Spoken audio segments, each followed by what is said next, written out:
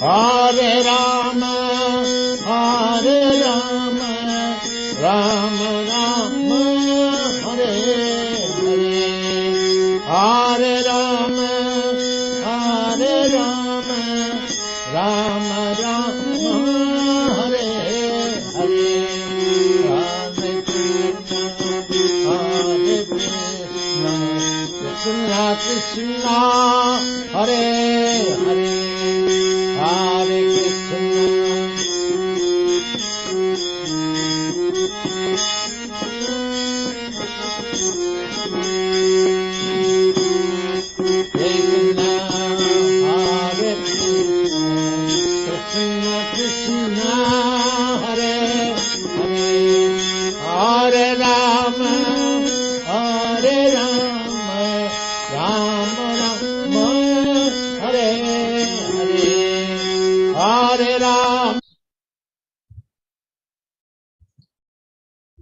Hare Krishna.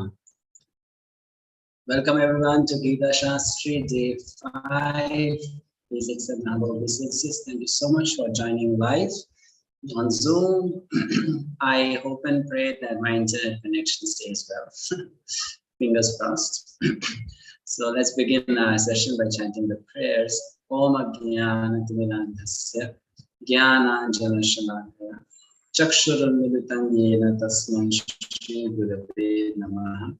Shri Chaitanya Manobhishtam Sthapitam Yena Bhutale Swayam Rupaha Kadamayyam Dadati Swapadantikam Vandeham Shri Guru Shri Yutam Shri Guru Vaishnava Shri Rupam Sagrajatam Sagana Raghunathanam Sajivam Sadavaitam Savadutam Parijana Sahitam Krishna Chaitanya Deva Shri Radha Krishna Sahagana Lalita Shri Vishakhanvitanshcha Namo Vishnupadaya Krishna Krishnaya Srimate Bhaktivedanta Swami Namaste Saraswati Gauravani Vacharini Nirvisesha Shunyavadi Paschatya Deshatharani Namo Mahabhalamyaya Krishna Prema Pradayate Krishnaya Krishna Chaitanya Namane Gauratashe Namaha.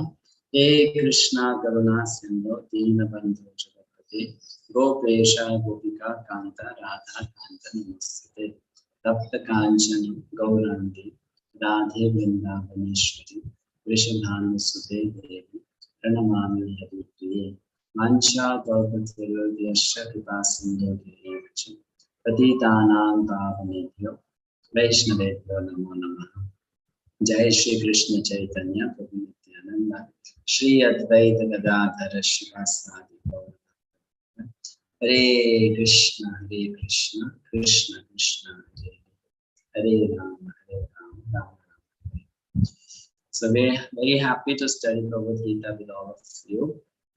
Today will be the concluding session for the introduction of Bhagavad-gita as it is. From our next class, we'll begin with chapter 1. So, before completing the last two sections remaining, we will take answers to the questions which we had sent to you on WhatsApp yesterday. There were 3 questions, and if you have the answer to them, please, you can raise your hand. First question that can become a subject of discussion. The question is, if Krishna says, you should remember me at the end of your life, the moment of death, why do we try to remember Krishna throughout our life? So this question can have many answers. I request you to give only one answer, not all the points. So we'll start with Antara Mataji. Yes. Hare Krishna, Prabhuji, Dandavat Pranam. Prabhuji, as I understood is that our mind is very strong, and if we don't try to practice of remembering Krishna from now, then it is impossible for our mind to remember Krishna at that difficult and painful time. Very good point. So we do it as a matter of practice. We practice now so that we can do it later at that moment. Good point. Any other point? Yes, Anjana. No other point.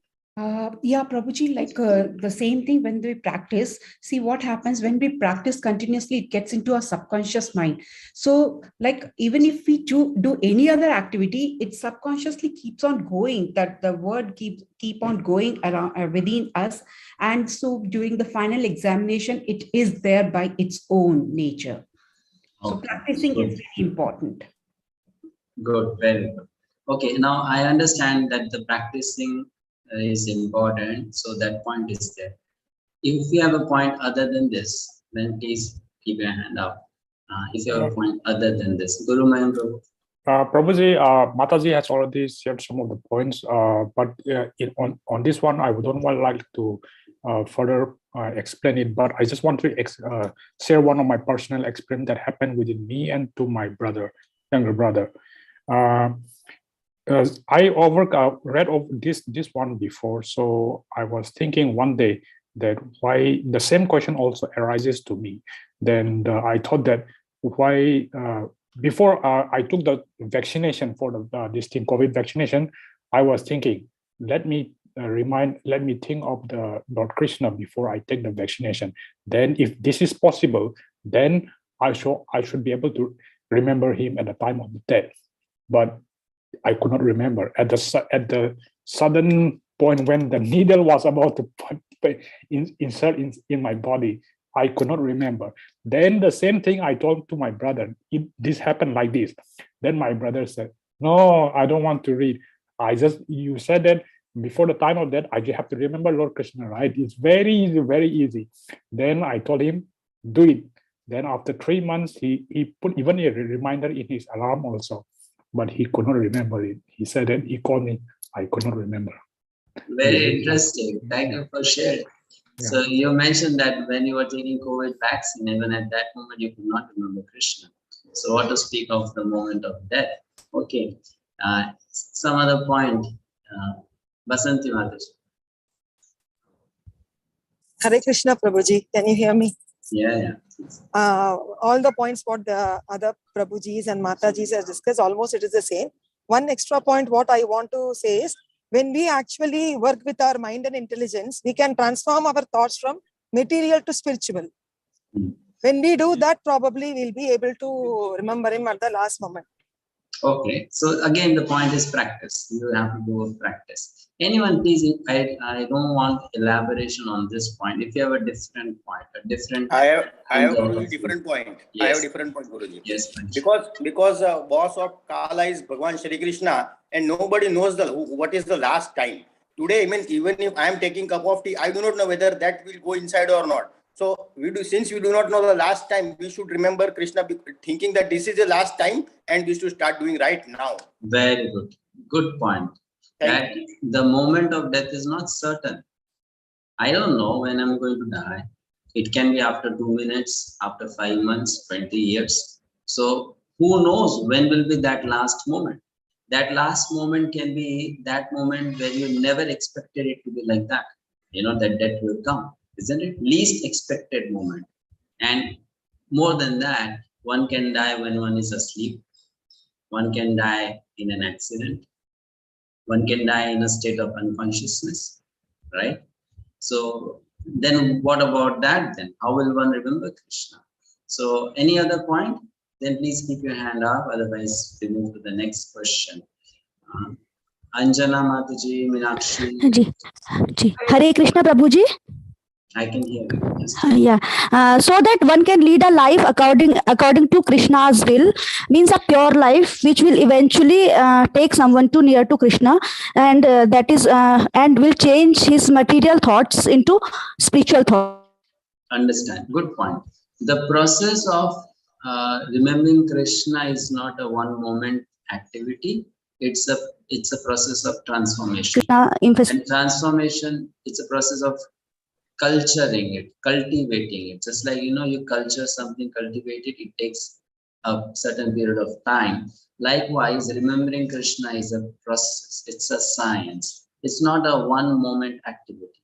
People think bhakti is an activity which you do at certain moments of life, in certain days, on certain occasions.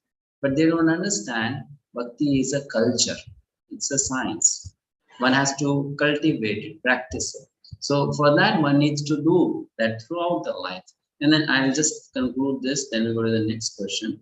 Death is a very painful process, very painful process. So if we have not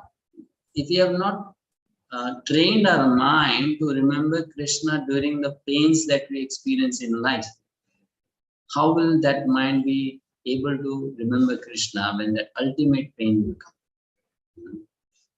We need to teach the mind to remember God during the tough times while we are living.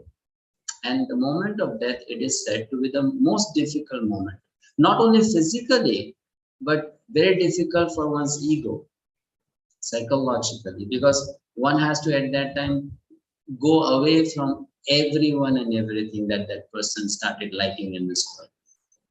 Isn't it? So it's a very painful moment.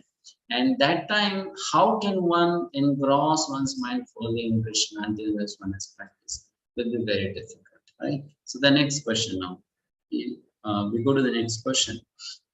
If a very good, sincere devotee dies in an accident and does not remember Krishna, but that devotee practices throughout the life, what will happen to him or her? Will that person also then not go to a better destination because he or she failed to remember Krishna at the moment of death? 𝗪𝗵𝗿𝗶. Hare Krishna, Prabhuji. If a devotee dies in an accident or unforeseen circumstances, then Krishna is so merciful. He remembers us at the last moment because he knows that throughout what endeavor we have done. Very good point. So the idea is that it's not just depending on my efforts, it's also depending on Krishna's reciprocation. You know, I'll tell you something very interesting, you may know, may not know. Srila Prabhupada, the founder of ISKCON, had a disciple whose name was His Holiness Tamal Krishna Goswami Maharaj, a great personality. If you look at him, he's so charming and such a spiritual stalwart. You know, when he was young, he actually asked this question to Prabhupada. Srila Prabhupada, what if I die in an accident? Will I go to, Krishna? And you know what happened? He actually died in an accident. Later on, he actually died in an accident. He was traveling from Mayapur to Kolkata. It was after the Gaur Purnima festival. And there were a couple of devotees with him in the car. And in that road, their car hit a big tree. And the people in that car, they died. But you would be amazed to know, not even a single small scratch was on the body of His Holiness Tamal Krishna Goswami. Not even a single small scratch.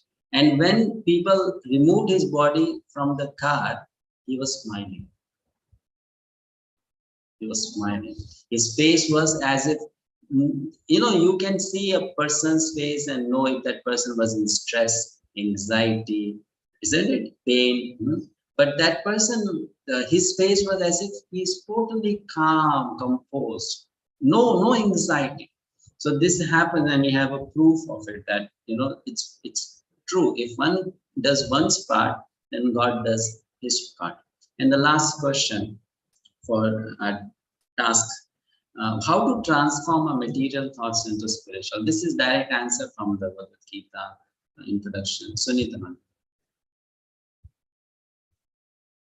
Sunita, cannot hear you. I request you. Yes. Yes. This question is, this can be done by linking everything with Krishna, because Krishna is the source of everything.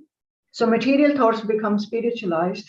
For example, if you see a beautiful flower, you can remember that the art. I accept your answer. I want something from the text. If you read the introduction to Gita, Bhagavad-gita as it is, there is a very specific method mentioned there. And what we are doing in this course is exactly that. What is that answer? What is the process specifically mentioned in the text? Seema.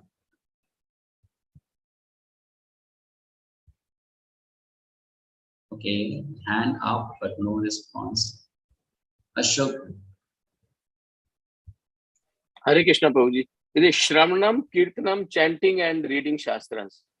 Very good. Okay. Very good. Anything else? Exactly, if you want to tell the statement from Srila Prabhupada's book, what exactly does it say? Mahamantra. Mahamantra. Okay. Mahamantra is correct. Actually, he mentions the way to transform our material thoughts into spiritual is engross our mind in reading the scriptures. Studying the scriptures. That's how you transform your thoughts. And that's what we are doing in a Gita Sastri course.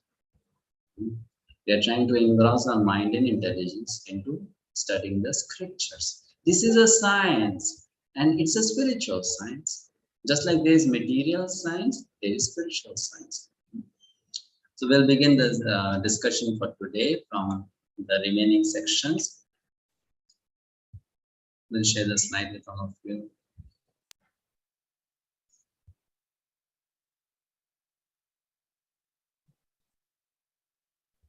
Mangalacharan prayer. Namostute Vyasa Vishala Buddhe Fullar Vindayata Patra Netre Yena Tvaya Bharata Taila Purna Prajvalito Jnanamaya Pradipaha Prapannam Parijataya Totra Vaitraikapaniye Jnanamudraya Krishnaya Gitamrita Duhe Namaha. We completed the section yesterday by this lesson. When we see the sun, we see everything else. Likewise, when we know God, we know everything else. That's why the process of transferring one from material world to spiritual world is remembering Krishna. That is the process. The final moment. What is that? The moment of exam. Antakale cha mameva swaran muktva kalevaram yah prayati samadbhavam yati nasti atra sanshayah. Krishna says in chapter 8, if anyone remembers me at the time of death, that person will surely come to me. We already discussed why it should be done throughout the life and not only at the moment of death. So here in the explanation, Srila Prabhupada mentions this. He says, okay, let me request one of you to read. Who would like to read Kavya Mantra? Okay. Hare Krishna Prabhuji. The process of quitting this body and getting another body in the material world is also organized. A man dies after it has been decided what form of body he will have in the next life. Higher authorities, not the living entity himself, make this decision. According to our activities in this life, we either rise or sink. Thank you. So very important. Here it's mentioned the higher authorities decide. And you know what is the name of that higher authority? What is technically that higher authority called? Daiva. Daiva. There are different personalities who are in charge of this Daiva factor. Yamaraj is one of them. But the most supreme personality who is in charge of Daiva is Paramatma, Super Soul. And they decide because they are witnessing everything that we do. And on the basis of that, they calculate, they analyze, they conclude. So what we want to do in the life, that choice we have. But after we have lived our life in a certain way, where we will go, that is decided by them. Just like a student has the choice to study, not study, how many hours he or she wants to study one day before exam, study for the whole year. But once the student has done his part or her part and given the exam, then the complete control is in the hand of the examiner. Then they will say whether you pass, you fail, whether you're promoted, not promoted, with what is your score. That is not in my hand. Higher authorities make that decision. And according to our activities in this life, we either sink or rise. So life is a preparation for the next life. It's a preparation, right? And we need to invest in that. All of you or I can say all of us, are quite intelligent because we have chosen to invest in this direction. We want to prepare for the next life, not just this present life only. Seema Mataji, you have your hand up. Would you like to read this? Yes, Prabhuji. Hare Krishna. Hare Krishna. Life, a preparation. This life is a preparation for the next life. If we can prepare, therefore, in this life to get promotion to the kingdom of God, then surely after quitting this material body, we will attain a spiritual body just like the Lord's. Hare Krishna. It's a preparation, and we can use the life to get whatever future we want. That's why when people they say the future is in your hands, there's nothing wrong about it actually. The future is in my hands, right? The future is in my hands, materially, spiritually, both. However, in material direction, the Prakriti, it will interfere. We discussed the 5 factors, isn't it? Ishvara, Jiva, Kala, Karma, Prakriti. So in the material direction, there will be interference of Prakriti and Kala. But in the spiritual direction, these 2 factors will not interfere. So that's why a person can actually shape one's destiny in spiritual direction fully. So an important lesson to learn. One who knows the art of dying can truly know the art of living. It's important to learn the art of living, but it's more important to learn the art of dying. And if someone has learned that art, or someone knows the art of dying, that person will certainly understand the art of living. And when a person follows that art of living, then that person will attain the result of the science of dying. It's interconnected. Both are related. Now, how do you do that? Spiritualize your thoughts. You spiritualize the thoughts. This is a beautiful verse from Chaitanya Charitamrita, which is a book originally written in Bengali language by a great Vaishnava Acharya, Krishnadas Kaviraj Goswami. If you are studying Bhagavad-gita and you find it difficult, then you should know the study of Bhagavad-gita is the beginning of spiritual life. Right? It's just the beginning of spiritual life.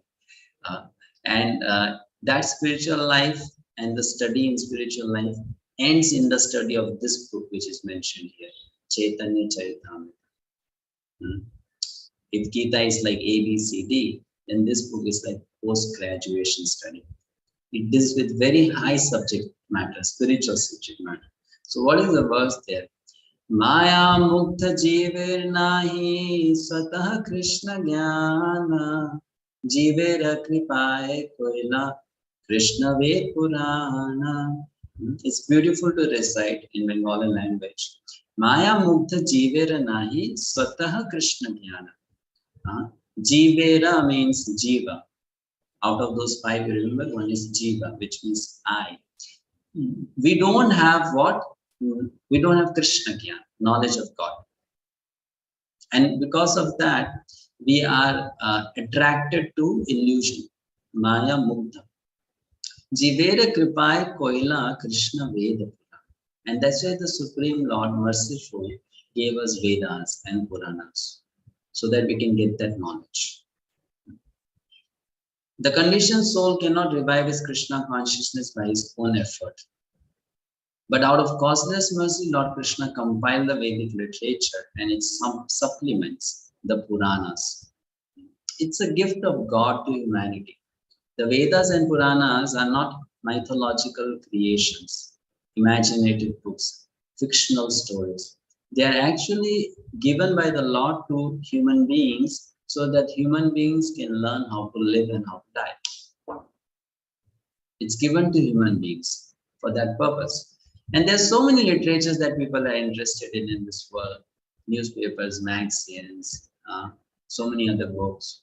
Once I was traveling by flight and I saw one girl, young girl. She was reading a book that was this thick, and seemed to be a very technical subject that she was reading. So people, they are so much interested in knowing, learning, acquiring information, and they read so much, so many different things. But then those all informations, they only give us more and more material impression, not any spiritual impression. But the Vedic scriptures, they give us spiritual impression. They help us in making our thought spiritual. Question may be there: what is the harm if I don't study the scriptures? What's wrong with that? Is there any harm?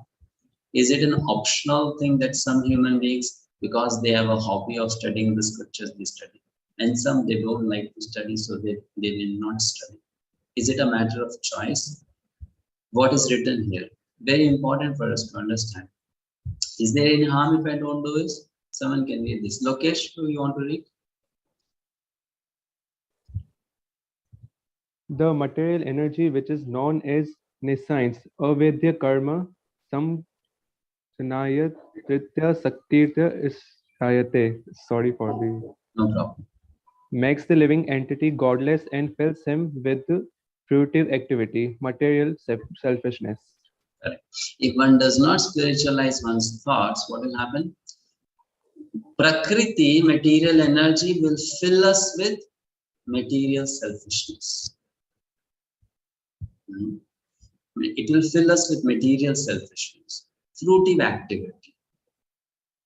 You must have heard people say, in this world, everyone is thinking about himself or herself. What is in it for me? You know, people say that people have become so selfish, so greedy, so mean-minded. They are not at all kind and cooperative, right? So what is the reason for people becoming like that? The reason is because they have invested their whole mind into material energy. The material energy has made them think like that, godless. So there is a big harm to oneself if one does not spend time in spiritualizing one's thoughts. And Adi Shankaracharya says, what happens then? Punarapi jananam, punarapi maranam, punarapi janani jathare shayanam, iha sansare bahudusutare, 𝗵𝗹𝗹𝗵 pahi murare. In Bhaja Govinda prayer, it's a beautiful song. He says, what will happen? Punarapi jananam. Every living entity will again and again take birth. Punarapi maranam, will die, again die. Punarapi janani jatareshin, will have to again go through the trouble of entering into the womb of a mother and suffer there for months and months. Iha sansare bahudustare. This world is a difficult place to live in. 𝗵𝗹𝗹𝗵 pahi murare. He's saying, oh Lord Govinda, please help me come out. So to help us, to make us realize that goal, the Supreme Lord gives us the Vedas. And who did the job of compiling it? Is called Vyasa. What is his full name? Krishna Dvaipayana Vyasa. I remember when I was a small child, there used to be one television serial that used to come in Hindi language related to Vyasa. And what they used to show there is that there is still some family lineage of Vyasa. And all these people, they have right over the scriptures, the Vedas. So people generally, even in India, think that Vyasa doesn't refer to one person, it refers to many, many people. And all these people, they have together contributed the Vedas to human society. So it's a human creation. But actually that's false. All the scriptures were penned down. All the important scriptures were penned down, not by an ordinary human being, but by a personality who is an incarnation of God, avatar. And that avatar is called Krishna Dvaipayana Vyasa. Is one man. Krishna Dvaipayana Vyasa. And what does this name mean? Krishna means someone who is dark in color. Okay, like you can see the picture of the personality, the body complexion, it's dark. Dvaipayana means someone who is born in an island. born in an island. And Vyasa means one who does the job of compiling the books or editing the books. So he's called Krishna Dvaipayana. If you are an editor, someone may call you also as a Vyasa. But then that person will not be Krishna Dvaipayana. Right? This person is Krishna Dvaipayana Vyasa. Are there many Vyasas then? No. But there are many representatives of Vyasa. Whoever writes books based on the books written by Vyasadeva, they will be called representative of Vyasa. Because you are contributing the same subject to society. So they are like the students of Vyasa. So this is very important for us to understand. I am not going to depth here. In Srimad Bhagavatam it is given, when Vyasadeva he wrote different Vedas and Puranas, he chose his students and then gave them over this responsibility. From today you will be the teacher of Mahabharata. From today you will be the teacher of Rig Veda. From today you will be the teacher of Atharva Veda. From today you will be teaching Srimad Bhagavatam. Like that he appointed different students and gave them one scripture that now you teach. This was how he did. And then in that way, all the scriptures are coming down to us. So the personal application is, we must transfer our reading to these scriptures given to us by Vyasadeva. In that way, it will be possible for us to remember God. Question: should I give up my duties then? If I study whole day the Vedas, what about my family, my children, my husband, my wife, my parents, my job, the world? What about that? Should I give up my duties? So then Prabhupada mentions, someone can read. Guru Mahaprabhu, you can read and then you can ask your questions. Okay, thank you, Prabhuji. Should give up my desires? My duties. Oh, duties, okay. He does not advise Arjuna simply to remember him and give up his occupation. No, the Lord never suggests anything impractical. In this material world, in order to maintain the body, one has to work. Hare Krishna. Very clear, isn't it? Yeah. The Lord doesn't tell Arjuna to give up his occupation. And then he says, God can never give us something which is impractical. In this world, everyone has to work. Everyone should work. No one can stay without working, right? So there's no question of giving up work. There's no question of that. So yes, Guru Guru, what's your question? Prabhuji, in all the names of the Lord Krishna, under the Krishna there is 3 dots are there. So what? We will discuss that when we do Sanskrit pronunciation. Okay. Yeah, we'll discuss that. Okay. Now, then you see, please try to understand the science well. Krishna is telling Arjuna, you fight. Krishna is telling, but to go to the spiritual abode, you need to remember me. Now, how do I do both? Should I do one, leave the other, or there is a way to do both together? So that is explained in this verse, and it is one of the most important verse of Bhagavad-gita for every one of us. Tasmat sarveshu kaleshu mamanusmara yuddhacha mayarpita mano buddhir mamevashyasya samshayaha. In this, look at the second line. Mam anusmara means you remember. Yuddhya means you fight. You do both. And then third line, mayarpita mano buddhir. You fix your mind and intelligence on me. And how do you do that? By reading, studying, and hearing the scriptures. How to fix one's mind on God? By reading, studying, and hearing the scriptures. Simple. By studying, hearing, and reading the scriptures. Because it's the mind which has to be changed. Not the external body. The mind has to be changed, right? And the mind changes in this way. Actually, we work through our mind more than our body, right? We work through our intelligence more than our body. So that is what is to be transformed. And the explanation is the mind and intelligence is absorbed in God. Externally, you can be doing anything. Because these are two different things. The mind can be in somewhere and the body can be somewhere else. Right? So this is explained. It's a wonderful science of absorbing the mind and body together, mind and intelligence. So here is a very nice lesson. Bhagavad-gita teaches us the art to live, to die, to never die again. Bhagavad-gita teaches the art to live, to die, to never die again. That's what Gita teaches. That we live a life in a way that we die, but then we never die again. It's such a wonderful science. And who is eligible to learn this art? Everyone.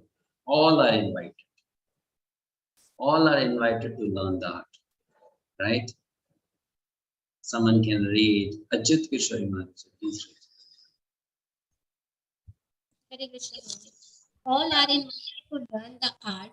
All classes of men can approach Lord Krishna by thinking of him. For hearing and thinking of him is possible for everyone. In conclusion, Bhagavad-gita is transcendental literature which one should read very carefully. Which one should read very carefully. That was one of the reasons why, we thought of doing these courses. I told you on the first day, I wanted to do Gita course at 4 levels: Gita Basics, Gita Diploma, Gita Mastery, Gita Sastri.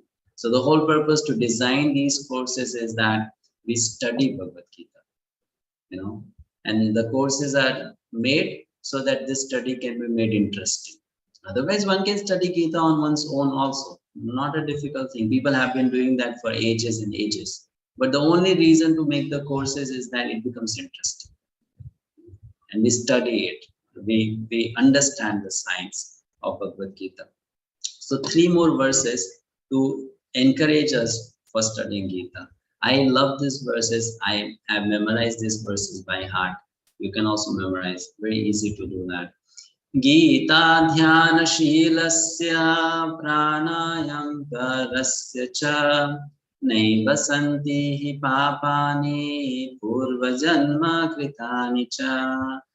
If one reads Bhagavad-gita very sincerely and with all seriousness, then by the grace of the Lord, the reactions of his past wrong actions will not affect him.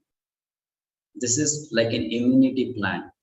If I have done something wrong in my life in the past, and I'm supposed to get a bad result for that, then it says if one reads Gita with seriousness and sincerely, then one becomes free from all that. So what can be a better immunity system than this? Next. Gita sugita kartabhya kimmanya shastra vistarehi ya swayam padmanabhasya mukha padmadvinishita. Gita sugita. Sanskrit is such a beautiful language. Gita sugita. It means what? Gita is a beautiful Gita, which means Gita is a beautiful song. Gita sugita. Kartavya. As a matter of the duty, sing this song. Kim anya shastra vistarehi. And you don't need to study any of the scripture. No need to study any of the scripture. Why? Because Ya Swayam Padmanabhasya, the Supreme Lord from his own mouth spoke this Gita. Why any other knowledge is needed then? If God is speaking something, it has to be really, really, very, very valuable. The Supreme Lord is personally talking. Here in this world, we see people go to hear some seminars and they give thousands and thousands of rupees. Right? If there's a business coach, then they will do a business training workshop. And to hear few sentences of that coach, people are ready to pay hundreds of dollars. What about the speech of God? What about that? Will it not be much more valuable? speech of God. God is personally talking, right? So every single word there is like a gem. And the last, Ekam Shastram Devaki Putra Gitam Eko Devo Devaki Putra Eva Eko Mantras Tasya Namani Yani Karmapi Ekam Tasya Devasya Seva. Let there be one scripture. Which one? Devaki Putra Gita. The scripture, the song sung by God, Krishna. No? Let there be one God. Let there be one mantra. And let there be one act or one work. What is that work? Service to God.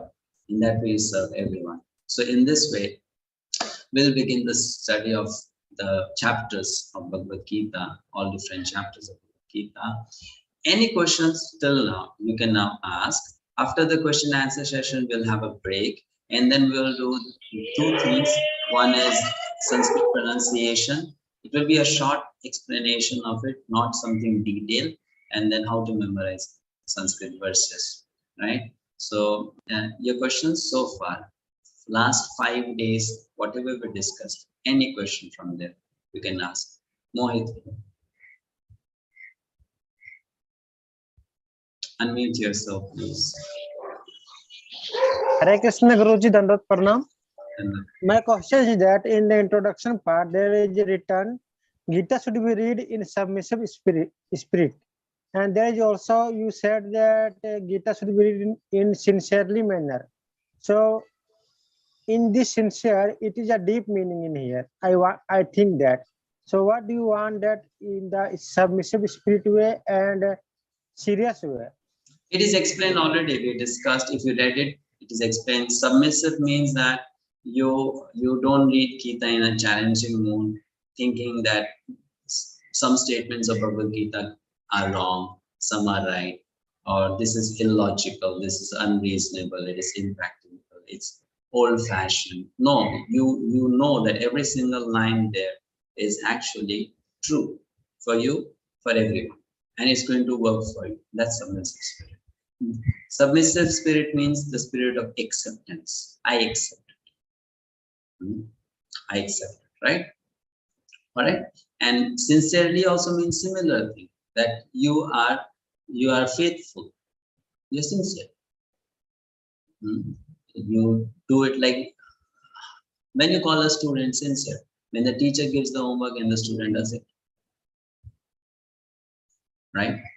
Similarly, being a sincere student of Gita means I study Gita, I understand Gita, I live Gita. That's sincere. Thank you. See you on. Hare Krishna Prabhuji. Prabhuji, I came across the words Mayavad somewhere and Brahmavad somewhere, and I'm not very sure how to contemplate on these words. I explained Mayavad in one of the slides. I explained Mayavad. And Brahmavad, I'll explain later when we discuss chapter 12. But Mayavad I have explained. So if you have gone through the recordings or you're present in the class, you should be knowing that. It's mentioned in the slide. What is Mayavad? Others remember? Yes, we discussed Mayavad. There was a slide dedicated to that. So please refer to the recordings again. Yes. Vishal. Yeah, Hare Krishna Prabhuji. Hare Krishna. Prabhuji, what can be the ways to service the God? What can be the different ways to serve God? To serve the God, yes. Okay. We had this question yesterday asked by someone. Were you not present? Not present. I missed it, I think. Okay. No, so I was there there. are different ways to serve God. One can serve God through one's body, one's mind, one's intelligence, through one's speech. Please mute your microphone. There's noise. Okay.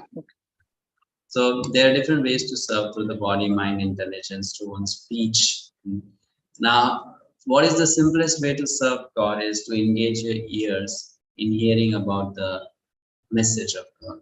Just like what we are doing now, studying Gita, is a service to Krishna.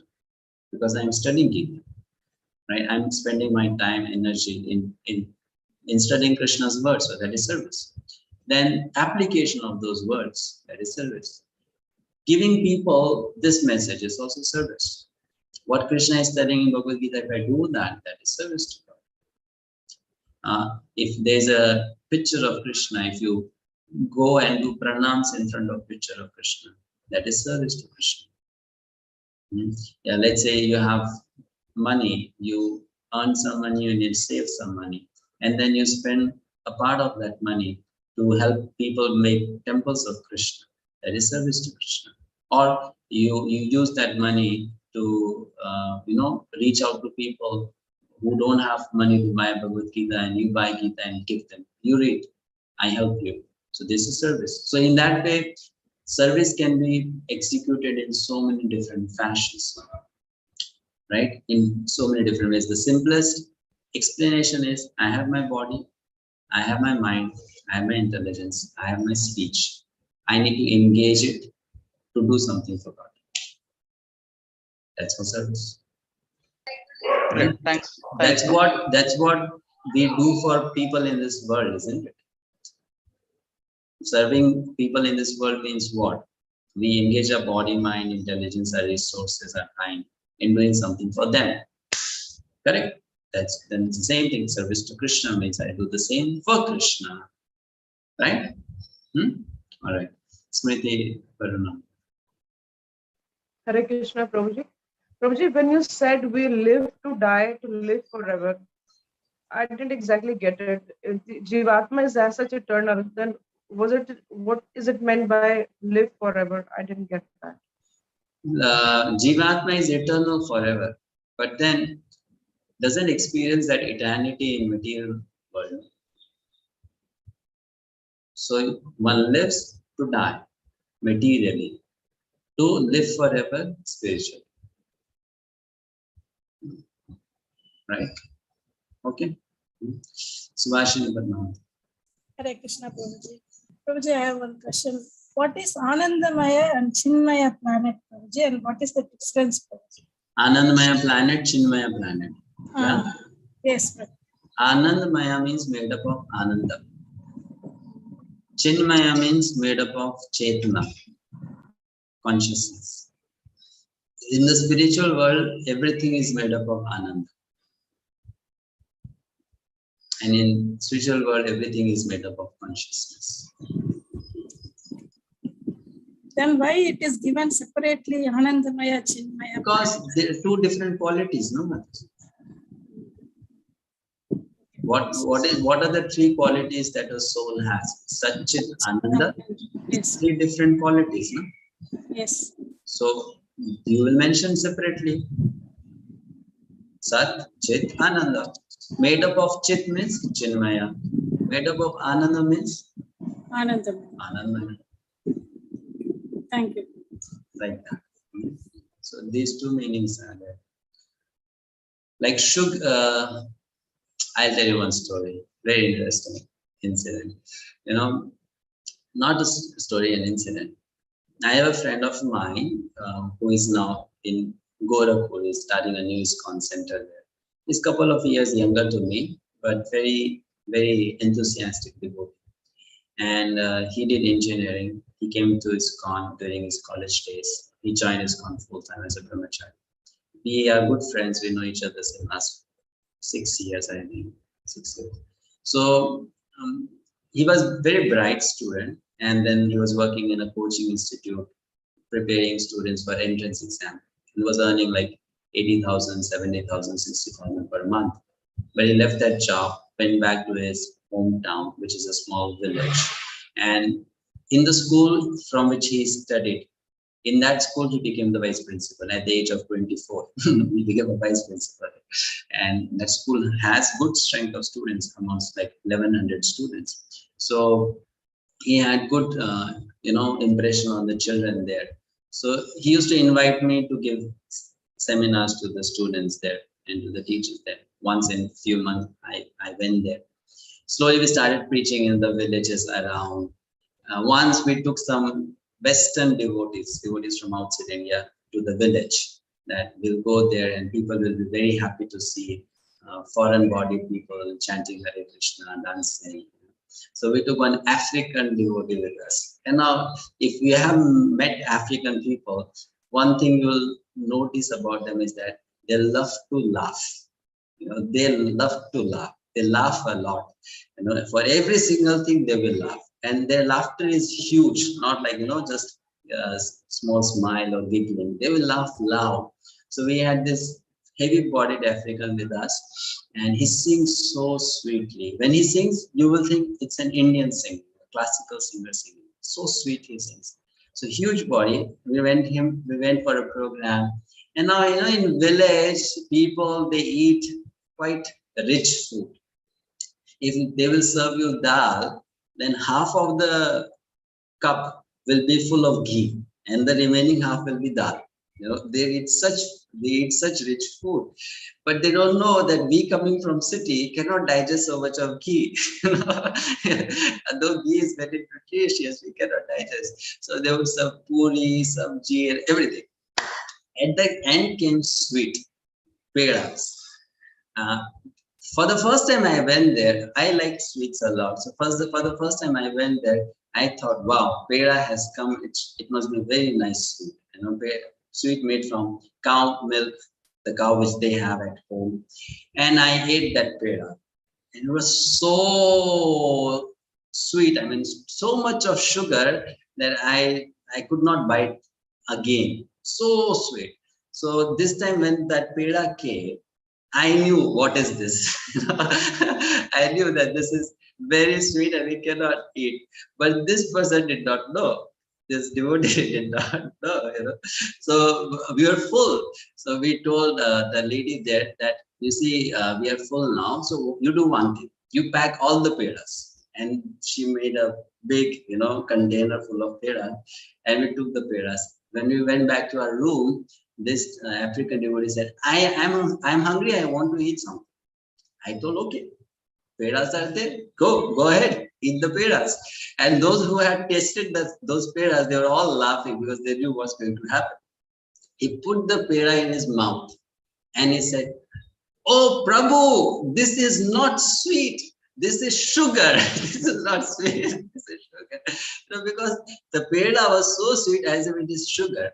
The point I want to make is, when you eat sugar, it is sweet. That is its nature. So likewise, the nature of everything in the spiritual world is that if you can hold it and you can crush it, what will come out of it is ananda.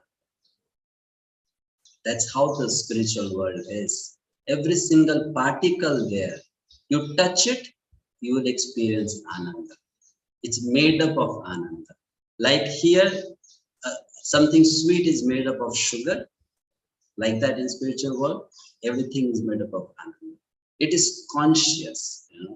So our mind cannot comprehend how that place is. But if we have a child's mind who likes to imagine, then you can actually just be excited hearing about this. That spiritual world is a place where everything you touch is fully alive.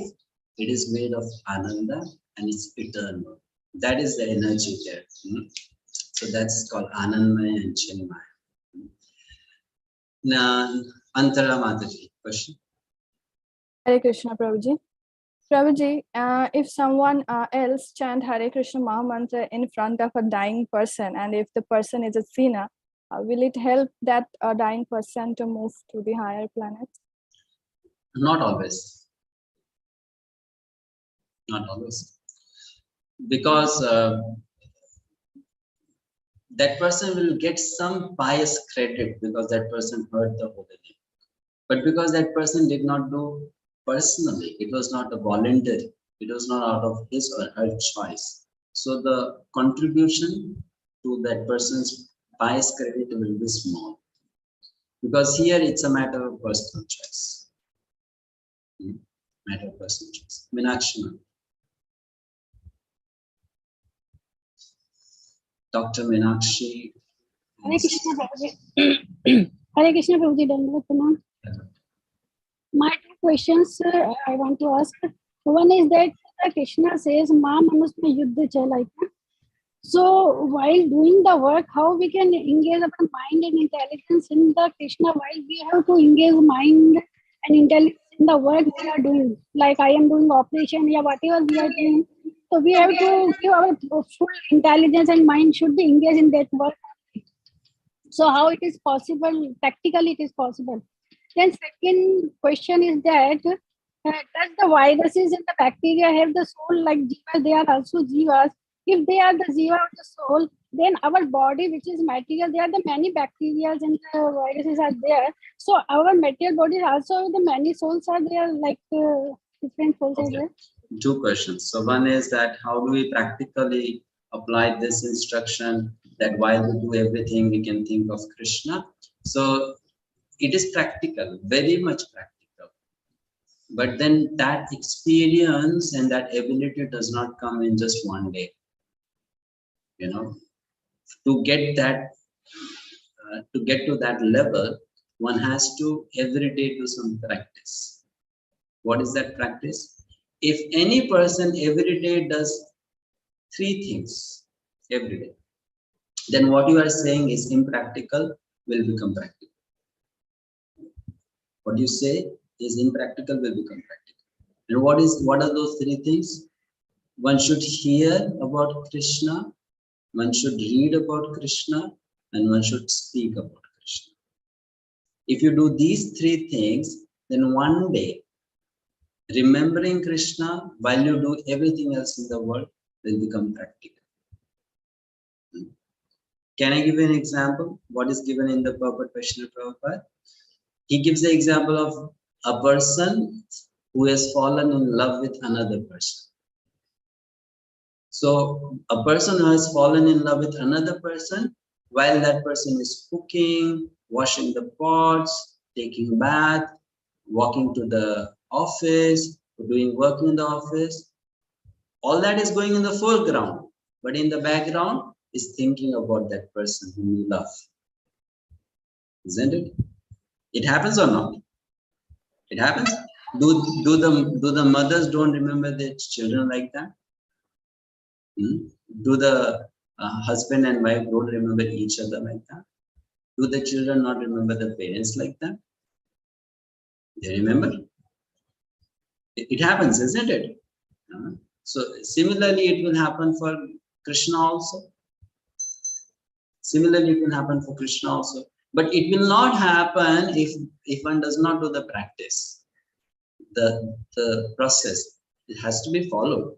If you follow, then this will become practical. If you don't follow, it will not become practical. It will remain a theory only. Next question. In our body, there are so many bacteria, amoebas, viruses. Do they have souls? Yes. Every single cell has a soul.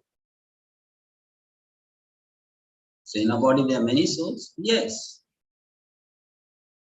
But then one is predominating soul. Predominant. Like, what is the body compared to generally? A house, isn't it? A house. Body is compared to a house. It is a house for the living entity, right? So in a house, how many people live? Only one. There's so many people who live. Likewise, in the body, there are so many souls who are living. But the house belongs to one, right? Similarly, that body belongs to one soul. So that soul has complete control over it, full control. The others, they have limited control. So in every body, there are many souls, so many souls. Like our Dr. Prahlad Anand Prabhu, he's a doctor. In our body, we have so many worms, isn't it, Prabhu? In the stomach, in different parts of the body. So many worms are there, and these individual worms are individual living entities. So these are all souls. They are all souls. Okay, I think the question is answered. Smriti Karuna Mataji. Prabhuji, I was asked that we are told as in the 3rd verse of Shikshashtakam that we should be like a tree, tolerant like a tree. And then on the other hand, we are told about 𝗪𝗵𝗿 and Maniti, that because they were not wearing proper clothes, so they went or the species of a tree. How do we understand these two things? Can you please speak a little loud, Mataji? It was not clear. Prabhuji, in the 3rd verse of Shiksha Ashtakam, it is said that we should be like a tree, tolerant like a tree. And also then we are told the story of Nal Kuber and Manigriv. Okay. Now, wait a second. Don't compare those two things, Mataji, because the context is different. Okay. Being a tree doesn't mean that I should become a tree. It is, the tree has a quality, and it is being told to us we should learn that quality from tree. You know, tree has one quality, I should learn that quality, not that I should become a tree. You know? Okay. 2 questions. Sunita Mata, nice question. As you said, everything is alive in the spiritual world. So if someone eats a sweet peda in the spiritual world, what will happen to the peda? What will happen to the peda? What do you think? The peda will die? What do you think? What will happen to the peda?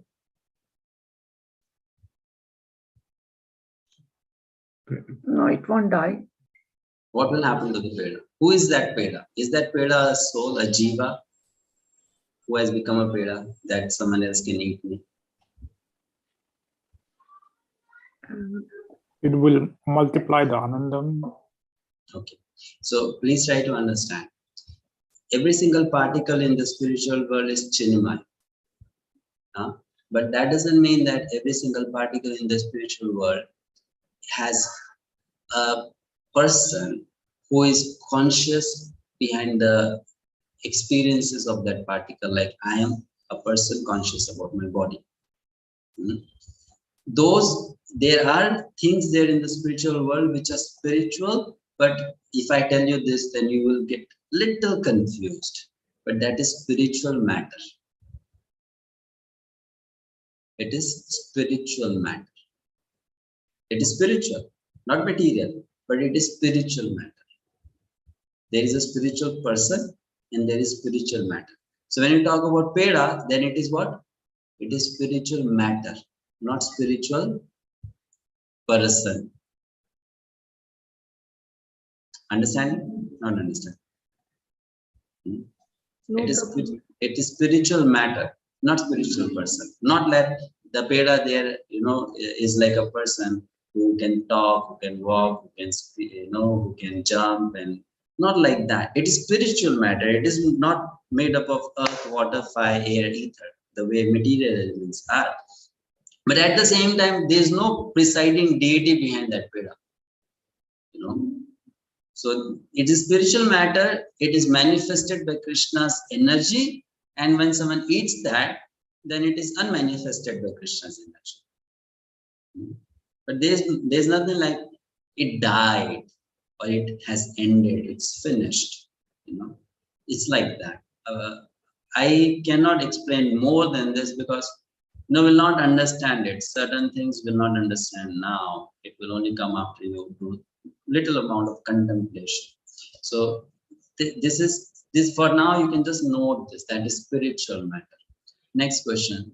And so if, for example, if somebody does not know about Krishna but believe in God in other form, like people from outside India, what will happen to that devotee of God?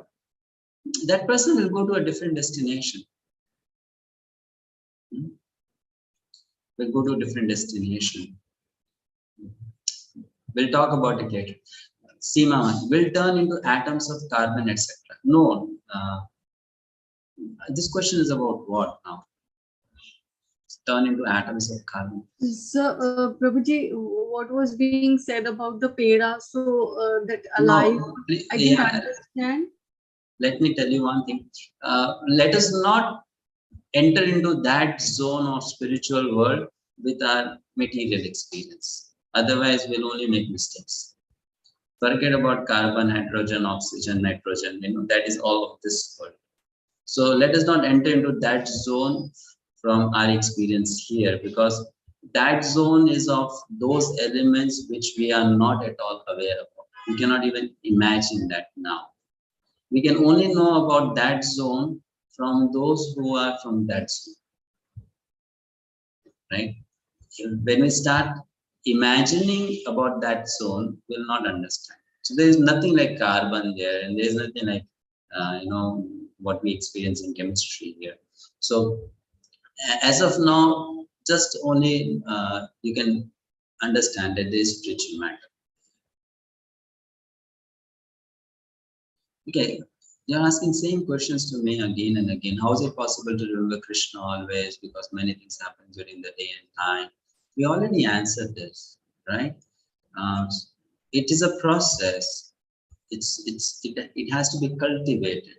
Those who are able to remember Krishna 24 hours a day, they are able to remember. If I am not able to remember, then that is because I don't understand the science. It's not about whether it's possible or not. It's about whether I know the science or not. If I don't know and I cannot do it, then it's not that it is not possible. So first of all, we have to practice that science. Then it will become possible for us. Just like, giving an example, when a child is in standard 1, then you give the child a complex mathematical problem, then the child will first of all question about the possibility of solving that problem. And a child will say, a naive child, my dear teacher, this question is wrong. This question is wrong. It is not possible to do this. And the teacher will say, no, my dear child, your judgment is wrong. You don't know, that's why it's not possible for you. But I can show you how is it possible, right? You'll have to learn advanced mathematics. And for that, it will take 5-6 years. You are in standard 1. And this question is of standard 7 book. How will you do, right? So we have to learn the science, and then learning the science doesn't mean just theoretically knowing it. It means doing what is being asked to do. Then we grow, and when we grow, it becomes a possibility. So it's not impossible. It is very much possible to remember Krishna always. There are hundreds and thousands of people who are doing that actually, in reality. We are not one of them, but there are so many who are doing that. Okay, I'll take one more question. Mohit.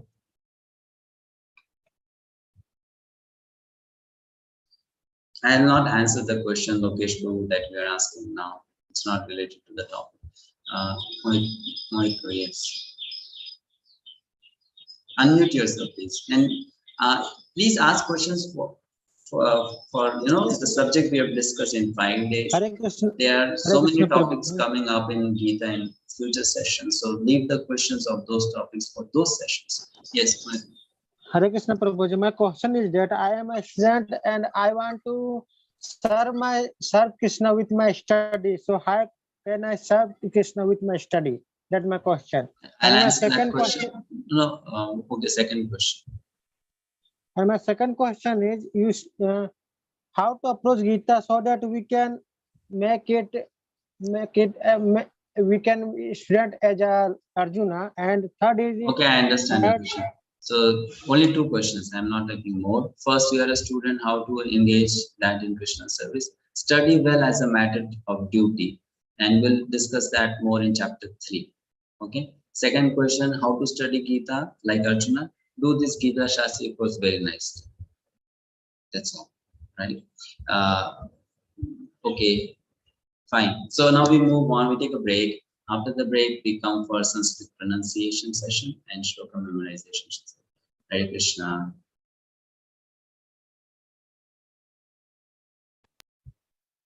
Hare Rama, Rama Rama, Hare Hare, Hare Krishna, Hare Krishna, Krishna Hare.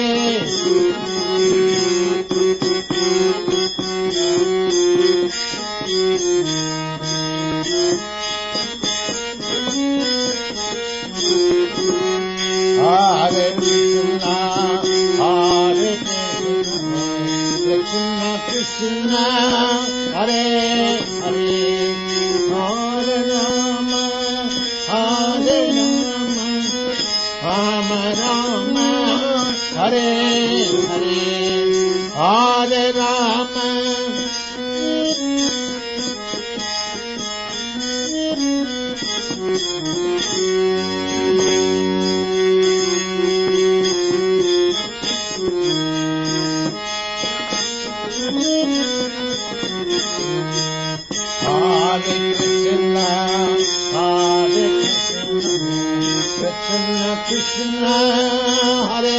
Hare Hare Krishna Hare Krishna Krishna Krishna Hare Hare Hare Rama Hare Rama Rama Rama Hare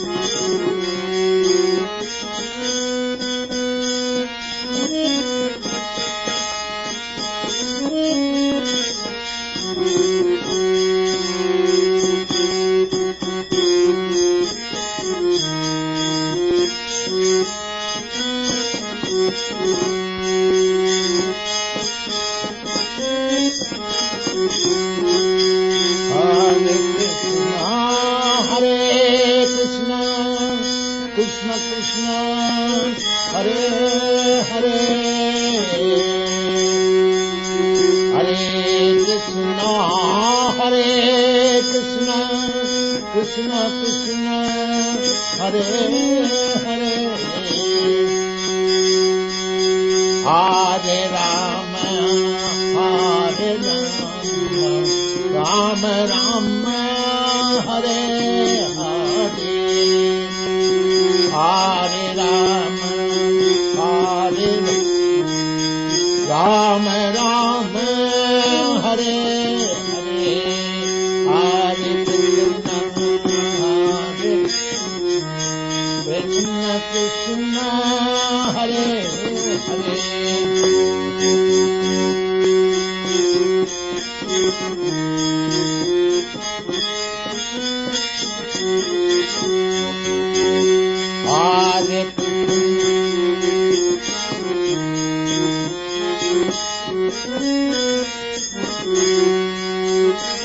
Hare Rama Hare Rama Rama Rama Hare Hare Hare Rama Hare Rama Rama Rama Hare Hare Hare Krishna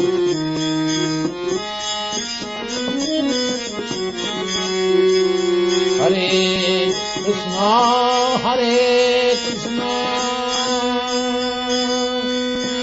Krishna Krishna Hare Hare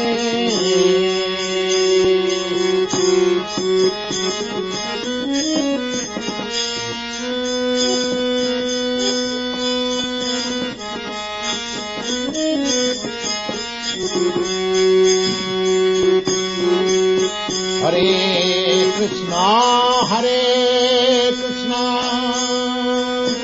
Krishna Krishna Hare Hare Hare Rama Hare Rama Rama Rama Hare Hare Hare Rama Hare Rama Rama Hare Hare Hare Krishna Hare Krishna Krishna Hare Hare Hare Krishna Hare Krishna Krishna Hare Hare Hare Rama Hare Rama Rama Rama Hare Hare Hare Rama Hare Rama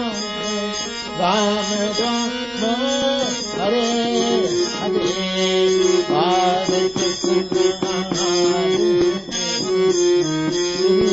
Krishna Hare Hare Hare Krishna Hare Krishna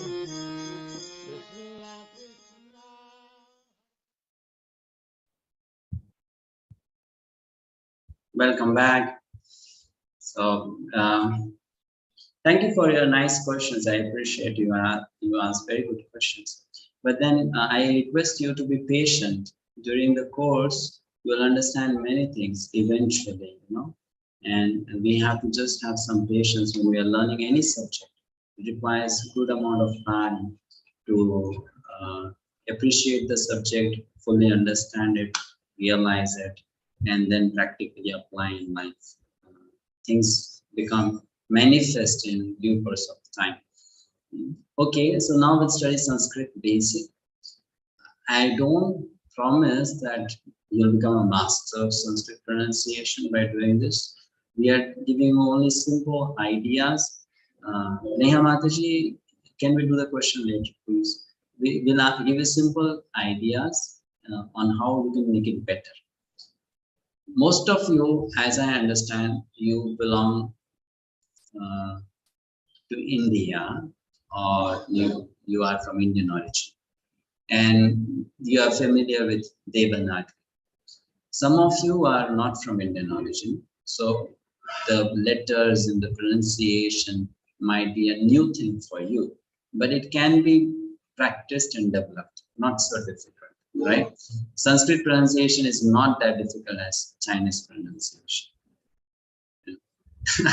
Recently, I tried learning Chinese, and it's quite difficult language. Every single letter has to be pronounced in 4 different ways. There are 4 different pitches. Sanskrit is not like that. It's pretty simple and easy.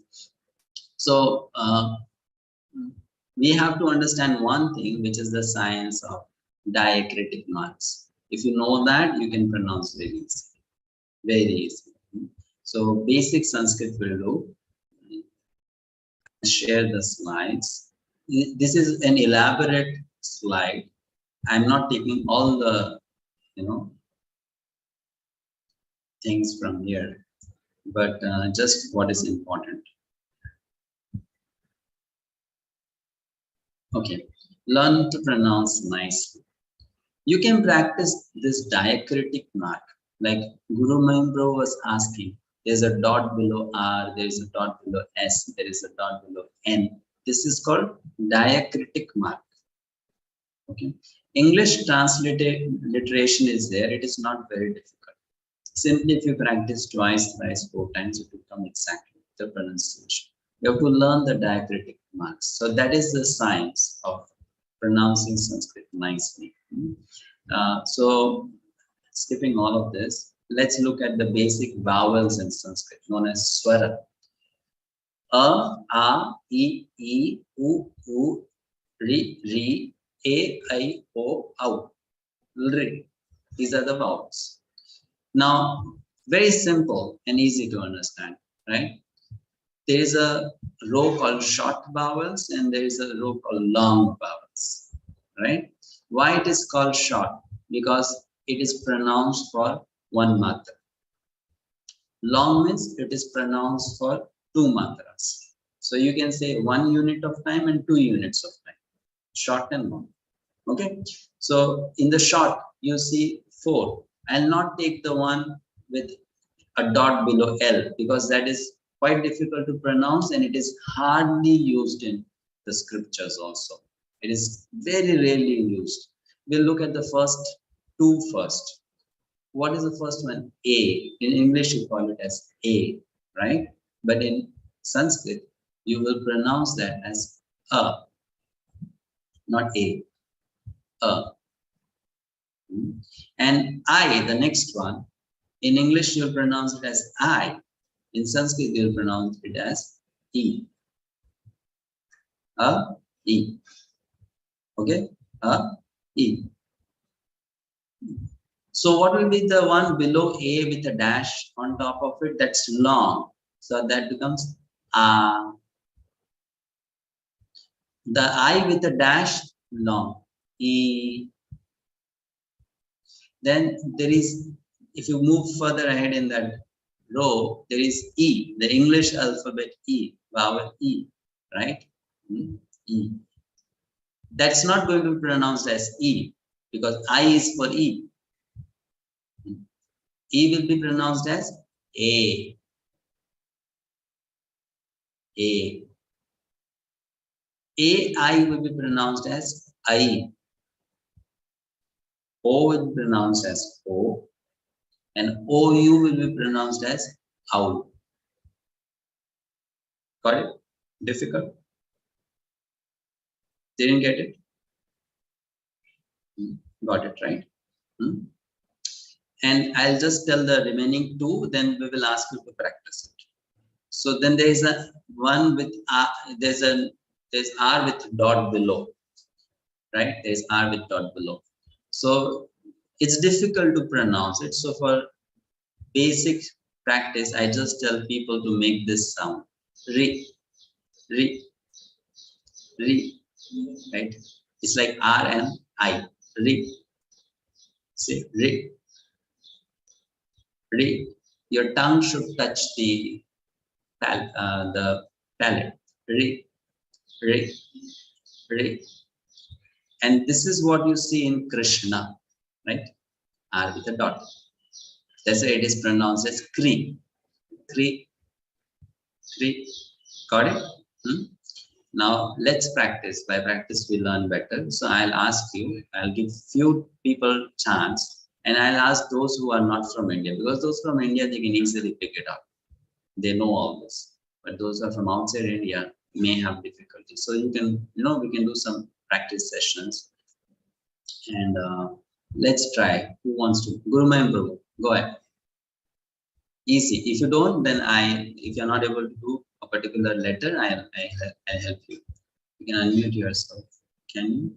Yes, you can. This the short one I will read first. Yeah. This is R. It's then E. Re. Make it short. Re. Re. Okay. Re. Okay. Then the long ones. The long one will be R, E, Re, A, I, O, O. Very good. Perfect. Someone else wants to do? Yeah, then raise your hand. Otherwise, we move to the next one. Anyone else wants to try? Who is new to this? Then can. Otherwise, we can quickly go to the next slide.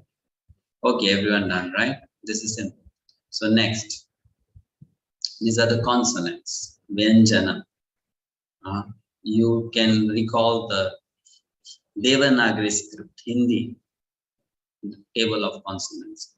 I'll read out the rows, the letters row-wise.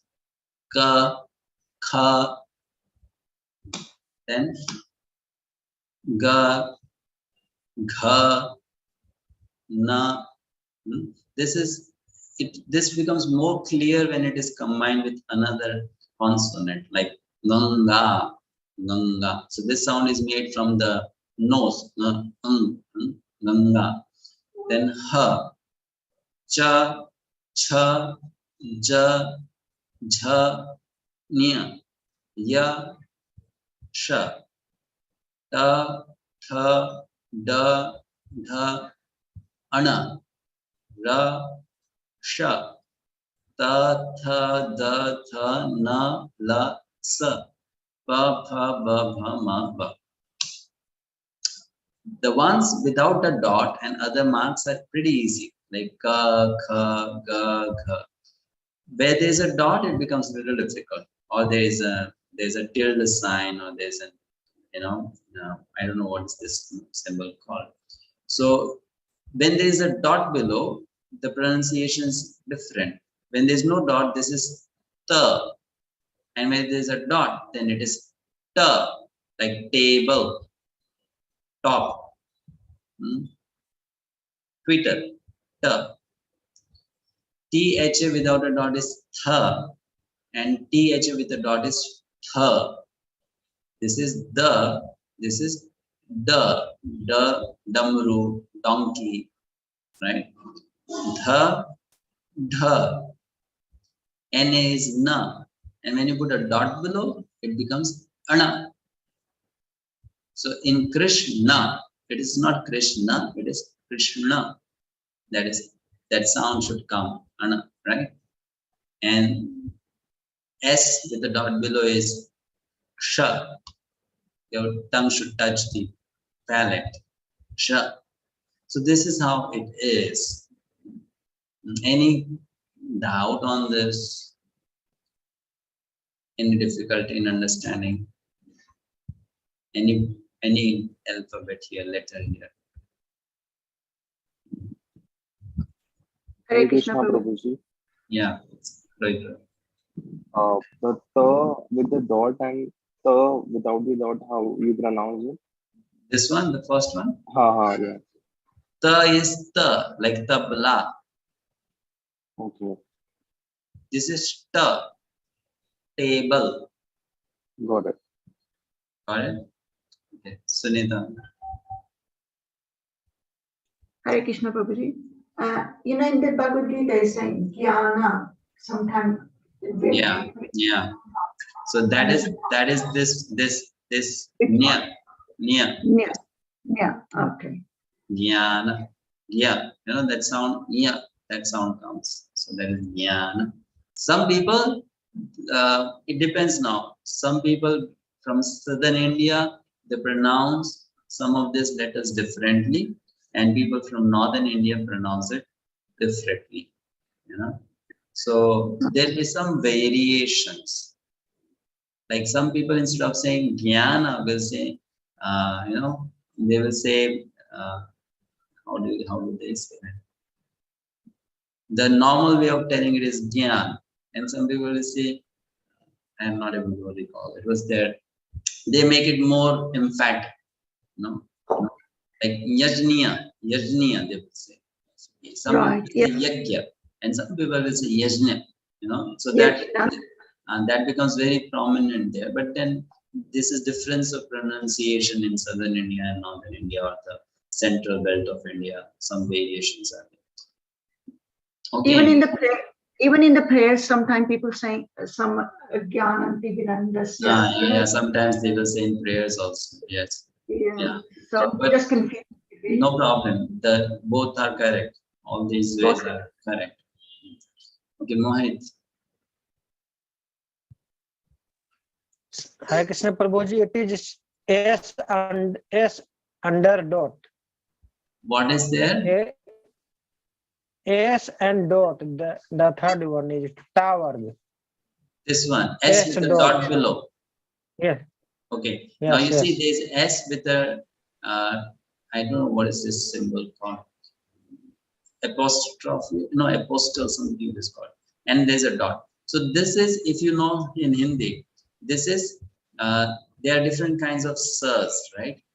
There are different kinds of sirs. So this is the sir that comes in Shastra.